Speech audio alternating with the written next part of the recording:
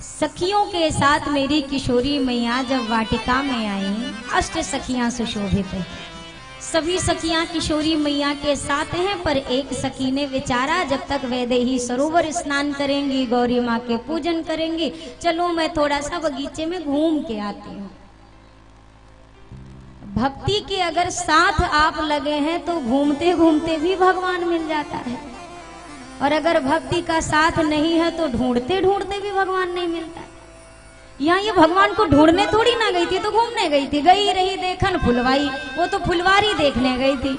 अब उन्हें क्या पता था कि फुलवारी देखने जाएंगे और सीधा बनवारी ही मिल जाएगा, रघुराई ही मिल जाएगा। दूर से जैसे सखी ने देखा, ये तो वही हैं जिन्होंने कल पूरे मिथिला में जो हल्ला मचाया था, ये तो वही आ गए। ऐसी उसकी स्थिति बनी है, राम जी को एक झलक देखते ही। देखो भैया, कई लोग कहते हैं हमको साक्षात भगवान दिखाई देते हैं। समझिएगा इस बात को, साक्षात भगवान दिख जाएं तो क्या हालत होती है, इस प्रसंग में सुनिए। जैसे ही उसने दोनों भैया को देखा, ते दो बंधु बिलो के उजाई, अरे प्रेम विवश सीता पहिया। नजर पड़ते ही प्रार्थना भी नहीं निकलती है मुख से। जब कौशल्या माँ के सामने प्रकट भये तो ये नहीं समझ में आ रहा क्यों आए हैं, क्या आए हैं, ये बेटा ही बन के, ना ना ना, कुछ नहीं याद। भय प्रकट कृपाला दीन दयाला कौशल्या हितकारी, स्तुति निकल गई। वहां पर ये बुद्धि विवेक गायब हो जाता है, केवल प्रेम उमड़ता है। जैसे झलक मिली, प्रेम से भर गई, वापस वैदेही जी के पास आई। अब सखियां हिला रही हैं, अरे मौन खड़ी है, क्या हो गया? क्योंकि इसके शरीर की हालत कैसी है, आंखों से रो रही है, मुख से हंस रही है, शरीर कांप रहा है, नेत्र लाल हो चुके हैं, रोते रोते एक बड़ी बड़ी आंखें हो गई हैं और मुस्कुरा रही है। अब सखियां कहे तू बावरी हो गई है क्या? रो भी रही है, हंस भी रही है, हुआ क्या है तुझे? जो बहुत हिलाया डुलाया, तब धीरे से एक बार बोली, श्याम गौर किमी कहूं बखानी, ये गिरा नयन नयन बेनुवानी। ये प्रेम की अवस्था है। कहती है, सबने पूछा बता तो सही, बता तो सही। अब ये कहती क्या बताऊं? अरे वही बता जिसके कारण तेरी ये हालत हो गई है। अब ये कहती है जिसके कारण ये हालत हुई है, जिस आंख ने उन्हें देखा है, उसके पास बोलने के लिए वाणी नहीं है, और जो वाणी बोल के बता सकती है, इस बावरी के पास तो आंख ही नहीं है, क्या बताएगी? और हम कहते हैं हमें साक्षात भगवान दिखाई देते हैं। ये त्रेता के समय की बात है। भक्ति के साथ दिन रात रहने वाली सखी कहती है, मैं बखान नहीं कर सकती कि मैंने क्या देखा।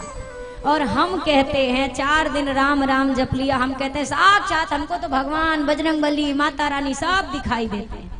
भैया, इस तन में इतनी सामर्थ्य नहीं है, और कहीं मान लो पा भी लिया, फिर उसकी अवस्था ऐसी होगी ना, उसके लिए ये जो संसार है ये निरर्थक है।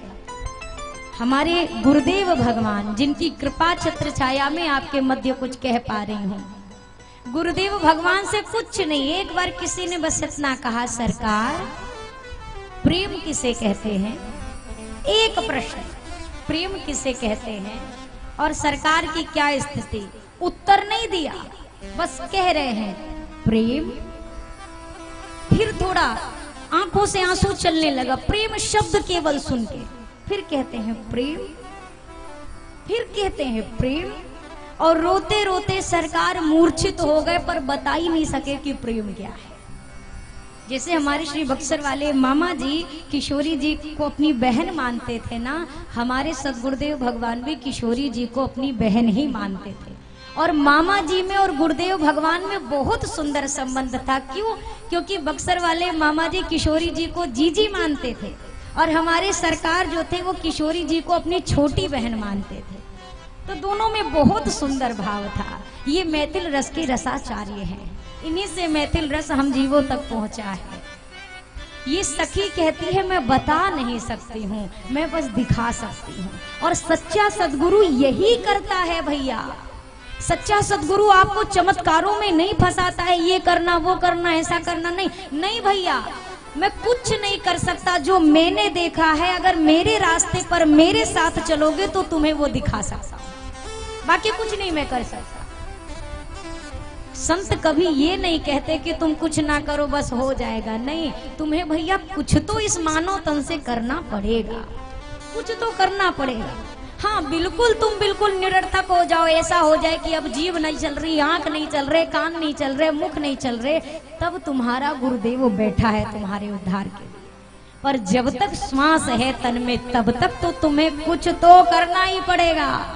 नहीं कुछ तो राम नाम तो सुमिरन करना ही पड़ेगा। भूख आपको लगी है तो भोजन आपको ही करना पड़ेगा कि नहीं करना पड़ेगा। स्वस्थ हैं तो दाल चावल रोटी सब्जी खाइए, दाल बाटी खाइए, अस्वस्थ हैं तो लिक्विड पीजिए, पर लेना तो आपको ही पड़ेगा ना। कोई और कितना भी करे आपकी भूख तो नहीं मिटा सकता। सखी कहती है मैं लेके चलती हूँ, मेरे साथ देखो। बोली पर कुछ तो बता दे, नहीं पता चले एक झटके में तूने देखा तू बावरी हो गई, हम भी अचानक देखे हम भी सबके सब बावरे हो जाए। तो सखी कहती अरे क्या बताऊं, अरे बगिया में भयो कमाल हो कमाल, आए दो लाला दशरथ के। अजी बगिया में भयो कमाल हो कमाल, आए दो लाला दशरथ के। बगिया में भयो कमाल हो कमाल, आए दो लाला दशरथ के। बगिया में भयो कमाल हो कमाल, आए दो लाला दशरथ के। बगिया में भयो कमाल हो कमाल, आए दो लाला दशरथ के।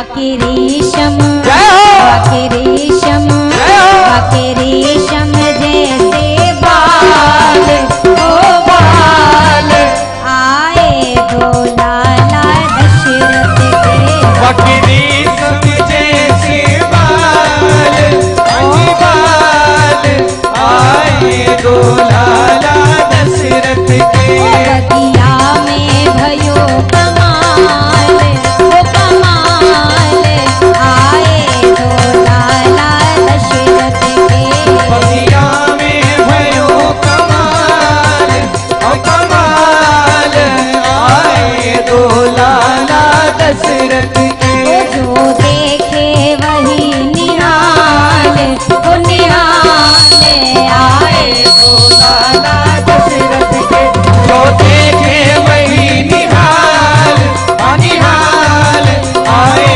दो लाला दशरथ के रेशम जैसे बाल ओ बाल आए दो लाला दशरथ के बकरे सम जैसे बाल ओ बाल आए दो लाला दशरथ के वो अवधपुरी का चंदा है वो डाले जुल्फों का फंदा है ओ बाके रेशम जैसे बाल ओ बाल आए दो लाला दशरथ के सखी क्या बताऊं वही दोनों भैया आज फिर से आ गए हैं जिन्होंने कल पूरी मिथिला नगरी में हड़कंप मचाया हुआ था। बोला अच्छा तो इनको तो हमने कल भी देखा था, कल तो किसी को कुछ नहीं भया। बोला कल भी बहुत लोग को बहुत कुछ भया पर हम इतने मगन थे कि हमने देखा ही नहीं। अच्छा क्या हुआ? अब सखी कहती अरे कल तो ना जाने कितनी बहुओं के वाकई सासू माँ से झगड़े हो गए, तुम्हें क्या पता, तुम तो खुद ही देखने में व्यस्त थी। पर हुआ क्यों? अब रघुनाथ जी तो नीचे जा रहे थे, अब रघुनाथ जी लगभग 15 वर्ष के रघुनाथ जी, ऊपर से मुकुट लगा रखा। अब ये जो बेचारी सखियां झांक रही, वो भी अटारियों से खड़ी होकर के अब झांके झांके कितना दिखे, मुकुट दिखे, किरीट दिखे, बहुत दिख जाए तो इतना सा ललाट दिख जाए। अब बेचारी एक बहू तो इतनी बावरी भई उससे रहा ही ना जाए।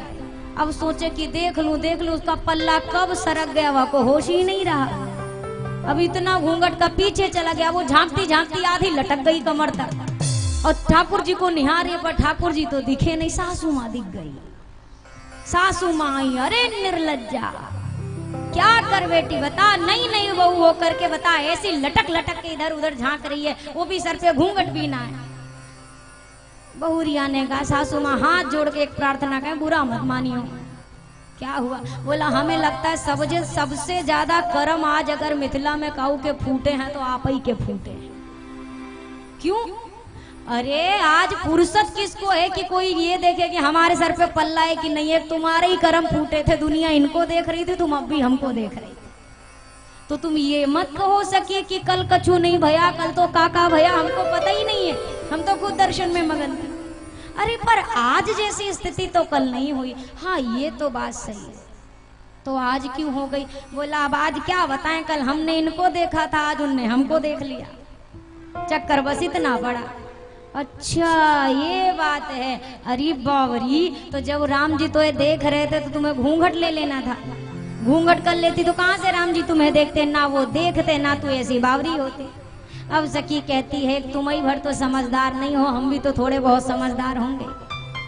मैंने राम जी को देख के अज घूंघट पटकी ना,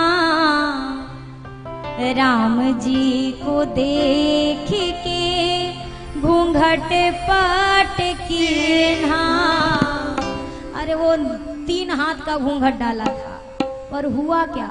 कहने लगी हुआ ये, अरे खुला रह गया एक कोना, किशोर गोर सांवरो सलोना। खुला रह गया एक कोना, किशोर गोर सांवरो सलोना। खुला रह गया एक कोना, किशोर गोर सांवरो सलोना। खुला रह गया एक कोना, किशोर गोर सांवरो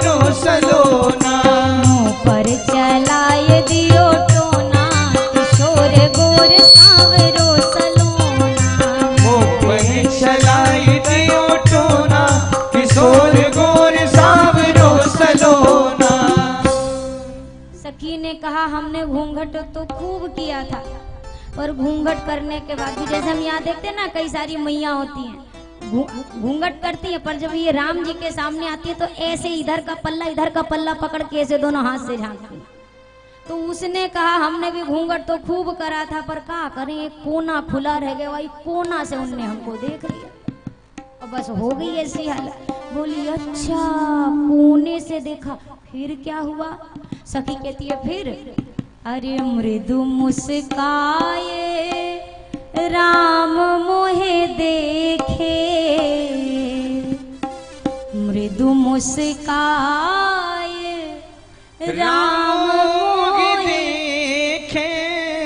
जैसे कोने से रघुनाथ जी ने मेरी ओर देखा, मैंने रघुनाथ जी को देखा, तो देखते भर में तो राम जी मुस्कुरा दिए। और जैसे राम जी मुस्कुराए मुझे देख के, सखी ने कहा अच्छा अच्छा मुस्कुराए, अच्छा फिर क्या हुआ? सखी कहती है फिर अरे कछु बचा था क्या होने को? हो गया जो कछु होना, किशोर गोर सांवरो सलोना। हो गया जो कछु होना, किशोर गोर सांवरो सलोना। सखी मुँह पर चलाए दियो टोना, किशोर गोर सांवरो सलोना। मुँह पे चलाई गयो टोना, किशोर गोर सांवरो सलोना। अरे होने के लिए बचा ही क्या, फिर जो हुआ वो हम तुम्हारे सामने ठाड़े हैं, देख लो। सोने को गुमान गयो, गोरे को बिलो की सखी, सांवरे को देखी आज नीलम लजाए हैं। भूपति राजेश मिथिलेश के बुलाई, वे पे युगल किशोर संग कौशिक जू लाए हैं। हेरत हजारन के हियरा हरण किए, और लाखन के लोचन ये चित्त को चुराए हैं। और दौरी दौरी मिथिला की आली कहें आपस में, अरे चित्त को संभारोरी पुरी में चोर आए हैं। अपने अपने करेजे को संभाल के रखियो, ये सामान नहीं चुराते, ये मन चुराते हैं। और जिसका मन चोरी हो जाए उसको सामान की चिंता फिर नहीं रह जाती। ले करके गई और लता ओट करके लता के इस ओर से रघुनाथ जी को दिखाया, किशोरी जी वो देखिए। किशोरी जी ने जैसे रघुनाथ जी को देखा, आज भक्ति ने भगवान के दर्शन किए। अच्छा संत जन कहते हैं पहले भगवान ने भक्ति को देखा है, फिर भक्ति ने भगवान की ओर। कहने का तात्पर्य ये है कि हमें अपनाने से पहले भगवान हमारी भक्ति देखते हैं कि अपनाने योग्य है कि नहीं है। और जब भक्ति पर निगाह पड़े और ठाकुर जी को लगे ये अपनाने योग्य है हमारे, अब भक्ति भी समक्ष खड़े भगवान को पहचान लेती है और स्वीकार कर लेती है। रघुनाथ जी ने लक्ष्मण भैया से कहा, तात जनक तनया यह सोई, धनुष यज्ञ जही कारण हो। ये विदेह राज नंदिनी जो हैं लक्ष्मण, इन्हीं के लिए ये इतना विशाल आयोजन किया गया है। खूब आनंद से चर्चा हुई, प्रभु के इस मधुर भाव का दर्शन यहाँ पर प्रथम बार भया है। इसके उपरांत किशोरी मैया एक टक निहार रही थी, पर माँ को थोड़ा सा संकोच हुआ। किस बात का? अरे एक टक निहारूंगी तो सखियां क्या सोचेंगी मेरे बारे में कि वैदेही किसी अनजान को एक टक देख रही है। तो माँ ने अपने नेत्रों को बंद कर लिया। अब ये मत सोचिएगा कि नेत्र बंद हैं तो दर्शन नहीं हो रहे, नहीं नहीं, अब तक बाहर दर्शन चल रहा था, भीतर दर्शन चल रहा है। लोचन मगरा मयूर आनी, दीन्हे पलक कपाट सयानी। नेत्रों के रास्ते से रघुनाथ जी को हृदय के मंदिर में पधराया और माँ भीतर दर्शन कर रही हैं। भीतर रघुनाथ जी का दर्शन चल तो रहा है, तब तक एक सखी ने कहा, अरे देवी हे वैदेही, बहुरी गौरी कर ध्यान करे हो। गौरी मैया का ध्यान तो कल भी हो जाएगा, पर ये पता नहीं कल मिलेंगे कि नहीं मिलेंगे। ध्यान से निहार लो, जी भर के दर्शन करना। पुनः माँ ने दर्शन करना शुरू किया और जैसे किशोरी जी ने इस बार रघुनाथ जी को देखा, जरा सोचिए शरद ऋतु का महीना यानी जाड़े का महीना था जब रघुनाथ जी पुष्प वाटिका में हैं। जाड़े के महीने में रघुनाथ जी के माथे पर पसीने की बूंदें। मामा जी लिखते हैं कि शरद के ऋतु रहे नाही दोपहरिया। शरद का महीना था, दोपहर की बेला, कोई धूप तो ऐसी थी नहीं कि धूप से पसीना आ गया, श्रम बिंदु आ गया। संत जन ये श्रम बिंदु आने के दो कारण बताते हैं। एक संत तो कहते हैं कि ये जो राम जी अभी तक सीना चौड़ा करके मिथिला में घूम रहे थे कि हमसे सुंदर कोई नहीं है, और मिथिलावासी पगला गए हमको देख के। पर जैसे ही भगवान ने भक्ति को देखा, भक्ति का स्वरूप देखते ही भगवान के पसीने छूट गए, भगवान के पसीने छूट गए। और दूसरा भाव ये, संत जन कहते हमारे रघुनाथ जी इतने कोमल है, इतने कोमल है कि 2 फूल भर तोड़े हैं, ज्यादा नहीं, और थक इतने गए हैं कि पसीना छूट गया। और इसी स्वरूप को जब माँ वैदेही ने देखा, माँ ने सोचा हे भगवान, जिनको फूल तोड़ने में पसीना छूट जा रहा है, हमारे पिताजी ने तो धनुष तोड़ने की प्रतिज्ञा ली है। जिनसे फूल का भार नहीं उठाया जा रहा, वो शिव धनुष का भार कैसे उठा पाएंगे। माँ के मन में जो व्याकुलता बढ़ी, अभी पूजा करके आ चुकी हैं कि पूजा की न अधिक अनुरागा जित निज अनुरूप सुभगवर मांगा। पूजा करके आ चुकी हैं, लेकिन जब पूजा का फल मिला, देखा माँ ने क्या मांगा था, माँ मुझे ऊपर से नीचे, नख से लेके शिख तक ध्यान से देख लो मैया, और मेरी योग्य जो वर आपको नजर आता हो मुझे वो प्रदान करना। और गौरी माँ ने ये अभिलाषा तुरंत पूर्ण कर दी। तो किशोरी जी ऐसा नहीं कर रहे कि अब तो फल प्राप्त हो गया, पूजा की क्या जरूरत, जैसे हम लोग करते हैं। जब मन्नत मांगनी होती है तो 1008 सीढ़ी चढ़ के जाएंगे, और जब मन्नत पूरी हो जाती है तो मुहूर्त नहीं निकाल पाते कि दोबारा जाके मंदिर चले जाए और धन्यवाद कर दे। 5 साल 6 साल। पहली बात तो देखो भैया, हमको ये मन्नत वन्नत वाली चीज, घूस वाली चीज थोड़ा कम समझ में आती है। अगर हमारे लिए उचित है, लाभप्रद है, तो भगवान एक प्रार्थना पे भी दे देगा। और अगर लाभप्रद नहीं है तो भगवान को काहे को ऐसी बंदिश में डालो, ये काम करो तो 2 किलो लड्डू चढ़ाएं। अरे आपके लड्डू बिना ठाकुर जी भूखे थोड़ी ना रह जाएंगे। विश्वास रखिए, आपके विश्वास से बड़ी और कोई भी वस्तु नहीं है। अपनी श्रद्धा को, विश्वास को एक जगह अडिग रखिए। किशोरी जी को जब फल मिला पूजा का तो और अधिक गई है प्रार्थना स्तुति करने, धन्यवाद करने। गोस्वामी जी कहते हैं, गई भवानी भवन बहोरी, बंदी चरण बोली कर जोरी। गई भवानी भवन बहोरी, बंदी चरण बोली कर जोरी। जय जय गिरिवर राज किशोरी, जय महेश मुखचंद चकोरी। जय जय गिरिवर राज किशोरी, जय महेश मुखचंद चकोरी। जय गज बदन कडानन माता, जगत जननी दामिनी द्युति गाता। जय गज बदन खडानन माता, जगत जननी दामिनी द्युति गाता। नहीं तब आदि मध्य अवसाना, अमित प्रभाव वेद नहीं जाना।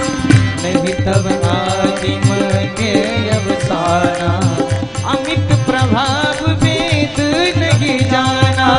देवी पूजी पद कमल तुम्हारे, देवी पूजी पद कमल तुम्हारे। सुर नर मुनि सब होहि सुखारे। सुर नर मुनि सब होई सुखारे। मोर मनोरथ जानहु नीके, मोर मनोरथ जानहु नीके। बसहु सदा उरपुर सब हेके। बसहु सदा उरपुर सब कीके। दीन्हु प्रगट न काहु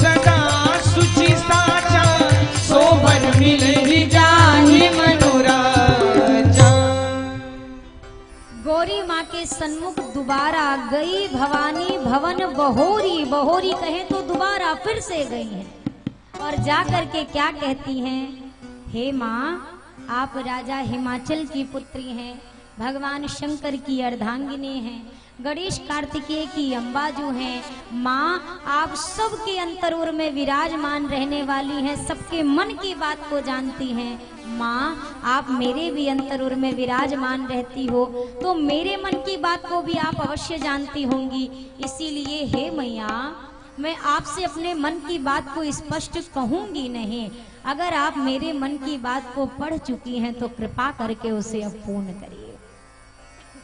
जैसे ये कहकर गौरी माँ के चरणों को पकड़कर माँ जानकी बैठी, गौरी मैया के गले में जो माला पूजा के समय माँ वैदेही ने पहनाई थी वही माला खसी माल मूर्ति मुस्कानी, वो माला माँ वैदेही के अंचल में आकर गिरी और माला गिरी सो गिरी, गौरी माँ ने आशीष दिया, सुनुसिए सत्य आशीष हमारी, पूजी मन कामना तुम्हारी। वैदेही आपके मन की मनोकामना अवश्य पूर्ण होगी, आपके मनोकामना को मैं समझ गई, इसीलिए वर देती हूँ। नारद जी का वचन कभी मिथ्या नहीं हो सकता जानकी, आपको वर देती हूँ, आपके मन में जो रचे हैं बसे हैं वही पति के रूप में आपको अवश्य प्राप्त होंगे। सो बरु मिली जाहि मनु राजा, जो मन मंदिर में बैठे हैं वही आपको प्राप्त होंगे। गौरी माँ ने इतना कह तो दिया, लेकिन फिर भी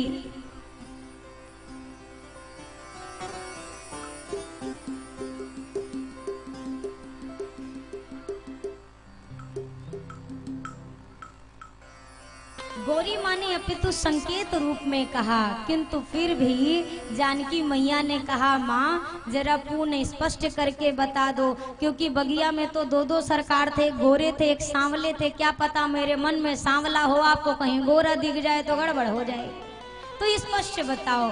गौरी माँ ने और स्पष्ट किया, मनु जाहि राचिउ मिली सोबर, सहज सुंदर सांवरो, करुणा निधान सुजान शील, स्नेह जानत रावरो, एहि भांति गौरी आशीष सुनिसी, सहित हिय हर्षित तुलसी भवानी पूजी पुनि पुनि, मुदित मन मंदिर चली, मुदित मन मंदिर चली, मुदित मन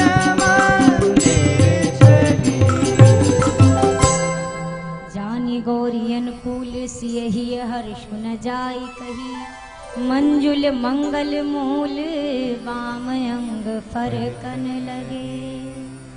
गौरी मैया ने कितना स्पष्ट किया, आपके मन में जो रचे हैं बसे हैं गोरे वाले नहीं, सहज सुंदर सांवरो, जो सांवरे हैं वो आपको प्राप्त होंगे। क्यों? क्योंकि वो करुणा निधान सुजान शील, स्नेह जानत राव, वो करुणा निधान है, सुजान कहें तो सज्जन हैं, शीलवान हैं, और सबसे बड़ी बात वैदेही आपके मन के प्रेम को वो समझ चुके हैं, और जिसके प्रेम को परमात्मा समझ ले उसका प्रेम कभी भी अपूर्ण नहीं रहता है।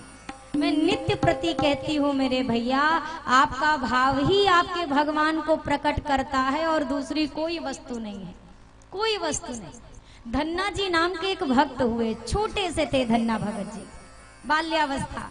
एक बार एक संत आए उनके यहाँ, और संतों के पास तो शालिग्राम भगवान ज्यादातर उपस्थित रहते हैं। शालिग्राम ठाकुर जी उनके पास थे।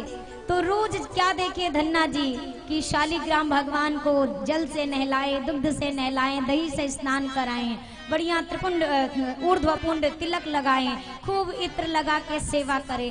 धन्ना भगत को ये सब बड़ा अच्छा लगता था। देख जैसे रात्रि हो जाए तो रोते रहते थे, मैया ये सुबह कब होगी, सुबह कब होगी।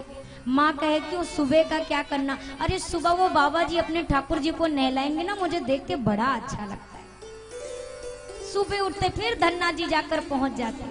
आज जब पहुंचे तो साधु जी महाराज अपना पूरा दंड कमंडल समेट रहे थे। धन्ना जी ने कहा महाराज बाबा जी आज आपने सेवा नहीं करी। बोला कर ली।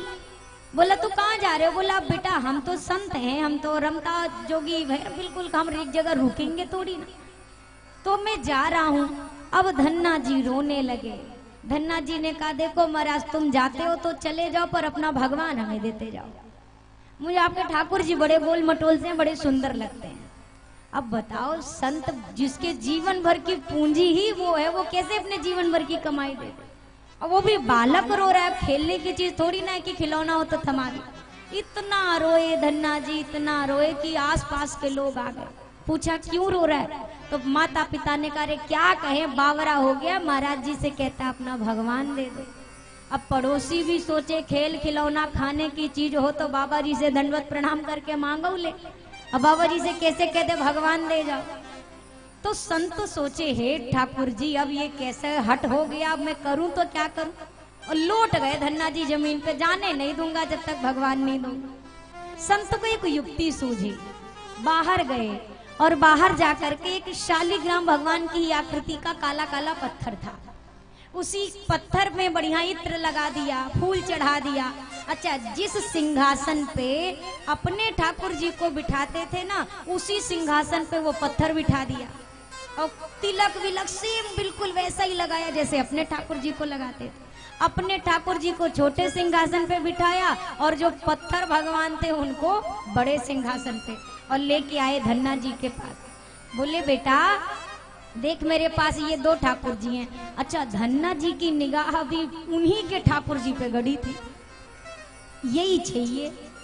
अब साधु भी थोड़ा सा सोचे युक्ति तो लगाऊं आखिरी तक। तो संत भगवान ने कहा ये दो भगवान है मेरे पास, सिंहासन वाले राजा भगवान है, ये जो छोटे बेटे ये सिपाही भगवान है। अब तू बता तुझे कौन चाहिए। धन्ना जी ने कहा मैं तो यही वाले चाहिए, छोटे वाले। तो अब साधु जी ने कहा महाराज जी ने अच्छा ठीक है तुझे चाहिए तो ले ले, पर याद रखियो कभी भी हम आएंगे तो तेरे जो सिपाही भगवान है वो नीचे बैठेंगे और हमारे राजा भगवान वो सिंहासन पे बैठेंगे। ऐसा मन में डाला कि ये बड़े हैं और ये छोटे हैं और हमेशा दब के रहना पड़ेगा इनको। तो अब धन्ना जी ने कहा अच्छा ऐसी बात है, नहीं नहीं तब तो मुझे राजा भगवान जी सिपाही भगवान तुम ही ले जाओ। अब एक पत्थर है वो, पर धन्ना जी के लिए वो राजा भगवान है। चले गए लेके संत महात्मा ने कहा प्राण बची ठाकुर जी, आज तो आप तो जाते जाते बचे हमारे हाथ से। चले गए संत। अच्छा संत तो एक पत्थर दे के गए थे, पर धन्ना जी के लिए तो वही उनका राजा भगवान है। अब मैया से जाकर आंचल पकड़ के जिद करें माँ माँ पूजा का सामान लेके आ। माँ कहे अच्छा शाम को मंगा दूंगी, सोचे भूल जाएगा। अब शाम को फिर माँ माँ मुझे अपने भगवान का पूजा करनी है, सामान मंगा दे। माँ कहे अच्छा सुबह मंगा दूंगी। पिताजी से कहा, पिताजी ने अंत में कह दिया अच्छा तेरे भगवान है ना तो उनके पूजा के सामान की व्यवस्था तो खुद ही कर, हमसे क्यों कह रहे। अब धन्ना जी को लगा बात तो सही है, बाबा जी भी अपनी व्यवस्था खुद ही ढूंढते थे, इधर उधर हम भी ढूंढे। तो अब धन्ना जी ने सोचा बाबा जी रोज सफेद चंदन लगाते थे और बीच में लाल लगाते थे, तो मान लो दो सफेद और एक लाल के बजाय हम तीनों लाल कर दें तो और अच्छा रहेगा, कुछ अलग पूजा होगी। तो अब लाल चंदन तो नहीं पाते थे, जो ईंट होती है ना ईंट ये वाली, उसी ईंट को घिसते थे, अब वो लाल लाल होती है।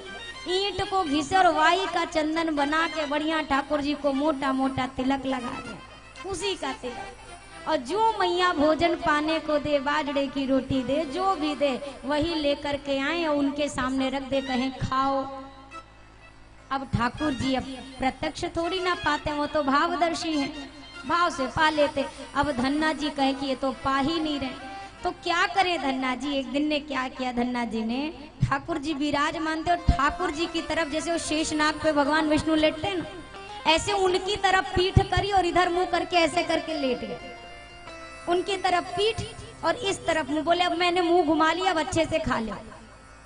अब ठाकुर जी तब भी नहीं पा रहे, तो धन्ना जी ने कहा ठीक है, नहीं पाते हो तो सुन लो, जब तक नहीं पाओगे तब तक मैं भी पाने वाला नहीं। तुम्हें बाबा जी के चटर मटर खाने की जो आदत लगी है, अब हमारे पास नहीं है चटर पटर व्यवस्था, हमारे पास यही बाजरे की रोटी है, यही खाना हो तो खाओ। और हट ठान के बैठ गए, खाऊंगा नहीं। अब ये लेटे हैं गुस्से में धन्ना जी, इतने में जैसे कोई उंगली चाटे तो चट्टे चट्टे सी आवाज आती है ना, कोई बड़े चटकारे लेके भोजन करे। क्या देख रहे हैं धन्ना जी, आवाज आ रही है चट्टे चट्टे की। जब मुड़ करके देखा तो नील वर्ण मेरे घनश्याम बैठे हुए थे सामने और भोग लगा रहे ठाकुर जी, चटकारे ले लेके, वो भी 56 भोग नहीं, बाजरे की रोटी, वो भी गुड़ के साथ धरी है, वही खा खा के आनंद ले रहे। अब इनके लिए कोई आश्चर्य की बात नहीं कि साक्षात आ गए, और ये भगवान ही नहीं, धन्ना जी को लगा ये तो आते ही हैं, हम ही से नखरे कर रहे थे, वो तो हमने अच्छे से डांट लगा दी तो आ गए। धन्ना जी ने देखा ठाकुर जी ने पाया तो, पर पाया तो अभी आधी रोटी बची है।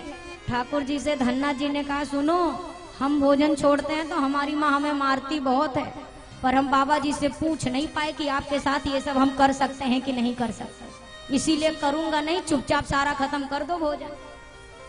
ठाकुर जी को धमका रहे और ठाकुर जी ने भी पा लिया। अच्छा धन्ना जी कहते हैं एक बात कहूं, आप मुझे सुंदर बहुत लगते हो, बहुत प्यारे लगते हो, कितने गोल मटोल से हो ना, कितने सुंदर लगते हो। अब तो ठाकुर जी ऐसे रीझे धन्ना जी के साथ कि धन्ना जी जेब में लिए अपने ठाकुर जी घूमते थे, जहां निकाल दे वहीं ठाकुर जी प्रकट हो जाए। थोड़े से बड़े भय धन्ना जी, अब धन्ना जी के साथ खेले कूदे, और माँ बाप को लगे अरे बच्चा है, लोग खिलौने से खेलते हैं, ये पत्थर से खेलता है, बस इतनी सी फर्क की बात है। धन्ना जी जाते थे गैया चराने, अब गैया चराने जाएं तो जैसे वृक्ष के नीचे पहुंचे, अपने जेब से वो ईंट निकालें, उनके लिए तो भगवान ठाकुर जी निकालें, और ठाकुर जी प्रकट हो जाए, कहे हाँ कोई नहीं है आ जाओ। अब हाजी ठाकुर जी, ठाकुर जी ने कहा धन्ना तू तो मेरी कितनी सेवा करता है, पर मेरा भी मन करता है मैं तेरी कुछ सेवा करूं। धन्ना जी ये नहीं कह रहे कि नहीं नहीं आप भगवान कह रहे, नहीं बात तो सही है, हम तुम्हारी इतनी करते तो तुम्हें भी तो हमारी कुछ सेवा करनी ही चाहिए। धन्ना जी ने कहा और तो काम कोई है नहीं हमारे पास, एक ही काम है, मैया रोज गैया चराने भेज देती है, तो ज्यादा कुछ नहीं गोपाल तू हमारी गैया चरा लाया। ठाकुर जी ने कहा इसमें तो हम पूरे डिग्री लिए बैठे हैं, बहुत अच्छी गैया चराते हैं, पुराना अभ्यास है, जरूर चरा लाएंगे। अब गांव से बाहर धन्ना जी गैया लेके जाएं और उसके बाद कन्हैया गैया चराएं शाम तक, और शाम को लेके आए तो फिर धन्ना जी वापस ले आए गैया। नित्य का नियम बन गया। एक दिन वृक्ष के नीचे बैठे थे और चरा करके गैया ले करके वापस घर गए, तब तक महाराज पहुंचे, वही महाराज जिन्होंने वो ईंट दी थी, वही संत पहुंचे और पूछा और धन्ना बड़े हो गए हो बेटा तुम, अब ठीक ठाक हो? बोला बिल्कुल ठीक है। बोला और तुम्हारे राजा भगवान कहाँ है? बोला राजा भगवान तो गैया चराने गए। अब लगा कैसी बावरे जैसी बातें कर रहा है, तो मैया ने कहा अरे महाराज ऐसे ही पागलों जैसी बातें करता है, रोज ना जाने गैया कहाँ छोड़ के आ जाता है और शाम को लेके आता है, पता नहीं। तो संत ने कहा कि अच्छा तुम्हारे राजा भगवान गैया चराने में, चला चलो जरा मुझे भी तो दिखा। अब ले करके गए, जैसे लेके गए पेड़ के नीचे, दूर से गैया चर के आ रही थी। धन्ना ने कहा वो देखो हमारे वो गोपाल आ रहे गैया चरा के राजा भगवान। अब संत भगवान को कुछ दिखे ही ना, कुछ ना दिखे, खाली गैया ही गैया दिखे। अरे महाराज कैसे देख रहे? वो देखो जो श्याम वर्ण की गैया, वाई के पीछे ऊंची धोती पहने, धूल से सने हुए कपड़े हैं और श्वेत श्वेत बढ़िया उनके बाल हो गए हैं क्योंकि रज लग चुकी है, बाहों पर रज लगी है, हाथ में मुरली घुमाते, कांधे पर कमरिया टांगे, मोर पंख को लहराते हुए वो देखो सामने आ रहे। इतनी शोभा बताई तो अब संत को भी लगा ये बनावटी बात तो नहीं हो सकती, बिल्कुल वैसा जैसा भागवत जी में वर्णन है। संत ने कहा पर भैया मुझे दिखाई नहीं दे रहे। धन्ना से कहें वाह रे धन्ना, मैं शालीग्राम को पूज पूज के भी भगवान ना प्रकटा पाया, तूने पत्थर पूज के भगवान प्रकटा लिया। मैं 56 भोग लगा लगा के उनको नहीं प्रकट कर पाया और तूने बाजरे की रोटी पवा करके उनको प्रकट कर लिया। मैं रोज अष्टगंध के तिलक लगा लगा के उनको न रिझा पाया। मैं कहते कहते थक गया कन्हैया, हाथ टेढ़े किए किए थक जाते होंगे, कभी तो सीधा कर लो, और हमारे लिए तो नहीं किया। और तूने ईंट का चंदन लगा करके उनको अपने वश में करके गैया चरवा दी। जाके धन्ना जी ने भगवान से कहा, आप हमारे गुरुजी को क्यों नहीं दिखाई देते? गोविंद ने कहा, देखो भैया धन्ना, हम खाली तुम्हें ही दिखाई देंगे क्योंकि हमको तुमसे बड़ा प्रेम है, हम उनको नहीं दिखाई देंगे। धन्ना जी ने कहा, नहीं नहीं गोपाल, गलत बात, आपसे मुझे मिलाने वाले मेरे यही गुरुजी हैं। इन्हीं गुरुजी ने तो मुझे आपसे मिलाया, वरना आप कहाँ मुझे मिलते। और जब ये बात कही तो इस गुरु भक्ति पर भगवान रीझ गए और उनके गुरुजी को दर्शन दिया। मेरे भैया, केवल और केवल जहां आपका विश्वास अड़ जाए, अच्छा भक्ति में भी हट चाहिए, हट चाहिए। जैसे हम कभी कभी किसी वस्तु को पाने के लिए भगवान से हट कर लेते हैं ना, नहीं जिद कर लेते, भगवान ये कर दो नहीं तो मैं ये कर लूंगा, आप जब तक नहीं है ये चीज पूरी करोगे मैं भोजन नहीं करूंगा। पर आश्चर्य की बात क्या है? आश्चर्य की बात यह है कि हम केवल और केवल दुनिया की चीजों के लिए हट करते हैं, जगदीश के लिए कभी हट नहीं करते। कि जब तक मेरे सामने मुस्कुराओगे नहीं, मैं नहीं आपके सामने से हटने वाला। कोई आपसे ये नहीं कह रहा कि बड़ी बड़ी पूजा विधि करो, कोई आवश्यकता नहीं है। नहीं बन रही है तो चिंता में मत आइए, हो रही है तो बड़ी कृपा, नहीं हो रही है तो कोई चिंता की बात नहीं है। आप केवल भगवान से बात करिए, जैसे आम लोगों से बात करते, केवल बात करिए। घर से निकलिए तो ऐसे बता के जाओ जैसे घर में बच्चा अपने मम्मी पापा को बता के जाता हूँ मैं जा रहा हूँ, इनको बता के जाओ सरकार जा रहे हैं, कुछ जरूरत तो नहीं है, जल चाहिए आपके सामने रख दिया है जल, रसोई में सारा भोजन है, यहाँ पे काजू किशमिश का डब्बा है, जो मन करे खुला दरबार है, खा लेना। लौट के आइए, आकर कहिए सरकार आ गया, कोई जरूरत तो नहीं है, जो चाहिए हो मुझे बता देना। आप यकीन करो, एक दिन स्वयं ठाकुर जी आपको बताने लगेंगे कि उन्हें किस चीज की जरूरत है। वो आपके मन में वही प्रेरणा करेंगे जिस चीज के लिए उनके हृदय में कामना हो। भक्त के हृदय के भाव को भगवान उसके भाव से ही पूर्ण करते हैं, अगर भाव सच्चा है तो। अगर भक्त के मन में भाव है तो ठाकुर जी वही खाने की प्रेरणा उसके मन में करेंगे जो पाने की इच्छा स्वयं ठाकुर जी की हो, और कुछ नहीं, ज्यादा कुछ नहीं। तो जैसे मिथिलापुर वासी भक्ति के आश्रम में बैठ गए हैं, केवल उसी का सहारा ले लिया जाए। हमारे संत जन कहते हैं ना, हमें नहीं पता राम जी मिलेंगे नहीं मिलेंगे, हमको नहीं मतलब। श्री स्वामिनी सियाजू हमारी, फिकरे हमें काहे की। स्वामिनी सियाजू हमारी, फिक्र हमें काहे की। सभी लोग इस बात को कहिए, जितने भी लोग यहाँ बैठे हैं ना, आप कृष्ण जी के अपने उपासक हैं तो आप श्री जी को याद करो। आप अगर राघव जी के उपासक हैं तो मेरी लाडली जी का स्मरण करिए और विश्वास के साथ कहिए, स्वामिनी सियाजू हमारी, फिक्रे हमें काहे की। स्वामिनी सियाजू हमारी, फिक्र हमें काहे की।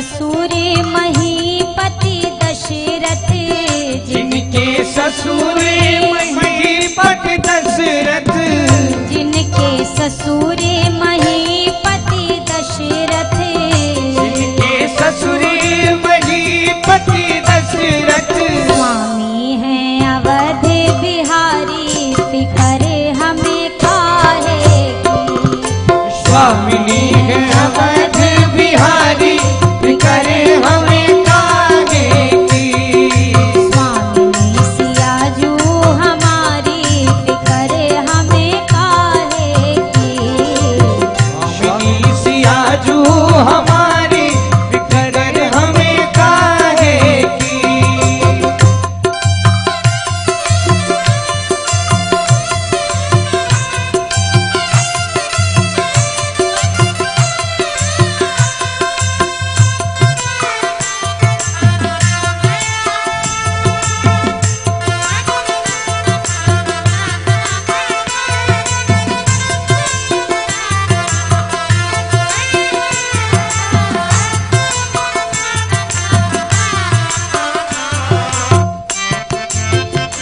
बोलिए श्री राज किशोरी जी की जय हो।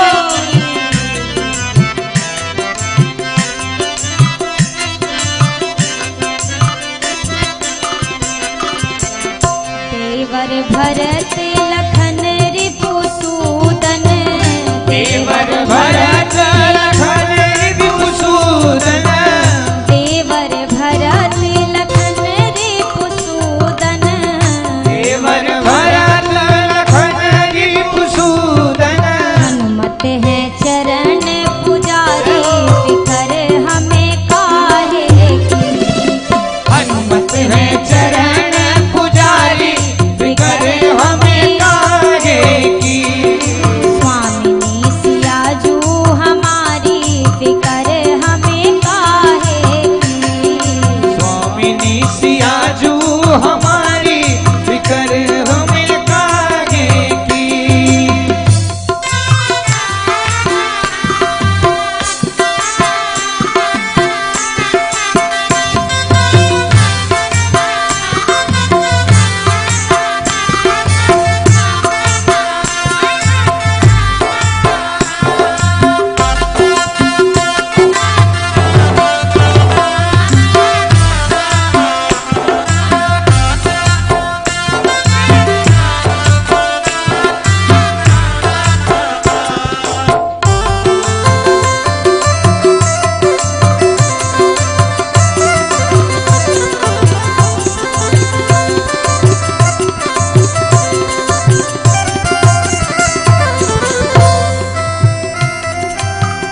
प्रेम लता कलयुग का करी है, प्रेम लता कलयुग का करी है, प्रेम लता कलयुग का करी है, प्रेम लता कलयुग का करी है, मैया जी करी है संभारी फिकर हमें काहे, जय हो। मैया जी करी है संभारी फिकर हमें काहे की, मेरी मैया जी करी है संभारी फिकर हमें काहे की, मेरी मैया जी करी है संभारी फिकर हमें काहे की, जब स्वामिनी सियाजू हमारे फिकर हमें काहे की, स्वामिनी सियाजू हमारी फिकर हमें काहे की, स्वामी है अवध बिहारी फिकर हमें काहे की, स्वामी है अवध बिहारी फिकर हमें काहे की, फिकर हमें काहे की, फिकर हमें काहे की।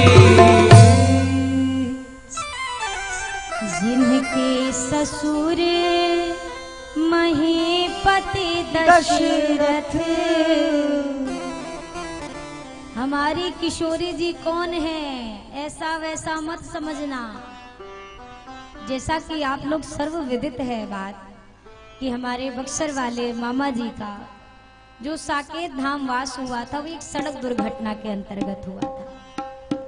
तो संत जन कहते हैं कि मामा जी को एक बार किसी ज्योतिषाचार्य ने बताया कि महाराज श्री आपकी रेखाएं बोलती हैं कि आपको सड़क दुर्घटना में अपना देह छोड़ना होगा, तो कोई उपाय कर लिया जाए। आप तो संत हैं, छोटा सा उपाय भी करेंगे तो किशोरी जी सारे बंधन काट देंगी, सारे शंकाओं का नाश हो जाएगा, संकट कटेंगे। उस समय मामा जी ने कहा, अरे भैया हम छोटे मोटे जीजा के साले हैं क्या? हमारा जीजा कोई छोटा मोटा आदमी थोड़ी ना है। कौन है हमारा जीजा? हमारी किशोरी जी, हमारी बहन, हमारी जीजी कोई आम है क्या? शायद यही बात मामा जी कहना चाहते थे कि जिनके ससुर महीपति दशरथ स्वामी हैं अवध बिहारी, फिकर हमें काहे की। श्री प्रेमलता जी ने यह पद रचना की। किसी ने कहा पर कलयुग का प्रभाव कितना ज्यादा है, तो प्रेमलता जी कहती हैं, अरे प्रेमलता कलयुग का करी है, मेरी मैया जी करी है संभारी, फिकर हमें काहे की। मैं कई बार कहती हूँ कि जैसे एक छोटा सा बच्चा 7-8 महीने का भी हो और उसकी मैया जोर से उसे ऊपर उछाले तो वो रोता है कि हंसता है? ईमानदारी से बताइए, हंसता है ना? अरे 8 ही महीने का है, उसको ना चलना आता, कोई पक्षी तो है नहीं कि उड़ जाएगा, चलना भी नहीं आता, गिरा तो कितनी चोट लगेगी ना, पर वो हंसता है। जानते हैं क्यों हंसता है? डरता नहीं है, इसलिए हंसता है क्योंकि वो जानता है कि उस आकाश और इस धरती के बीच में मेरी मैया का हाथ है जो मुझे कभी गिरने नहीं देगा। और यही एक भक्त का विश्वास होता है। मुझे लाख ठोकर मिले, दुनिया भले हाय हाय हु करे, और मैं जानता हूं कि मेरा ठाकुर मुझे कभी भी ठोकर नहीं लगने देगा। जहां भगत मेरो पग धरे तहां धरूं मैं हाथ, सदा संग डोलूं चलूं कभी न छोड़ूं साथ। वो एक पल भी अकेला नहीं छोड़ते हैं, हमें कभी नहीं छोड़ते, पर यही है कि हम उनको छोड़ देते हैं। जैसे छोटा बच्चा जब तक माँ के बिना ना रहे तो माँ गोदी में लिए लिए फिरती है, और जहाँ बच्चा बड़ा होके इधर उधर घूमना शुरू करे तो माँ भी किसी घर के लोग को ध्यान देना, हम आधे घंटे में आ रहे हैं, नजर बचा के निकल जाती है ना। क्यों? क्योंकि अब तो बच्चा बड़ा हो गया है, वो रह सकता है मेरे बिना।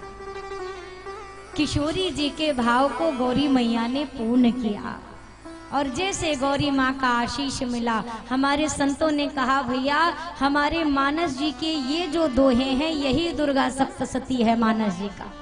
और जो कुंवारी कन्याएं नित्य प्रति इसका पाठ करे तो जैसे माँ गौरी ने वैदेही जी का मनोरथ पूर्ण किया, उसी प्रकार उस कन्या के जीवन में भी उसे योग्य वर की प्राप्ति होती है।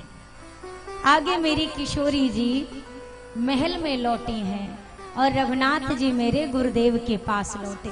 गुरु जी का, मेरे राघव जी का स्वभाव ऐसा है, कोई बात मन में नहीं रखते गुरु जी।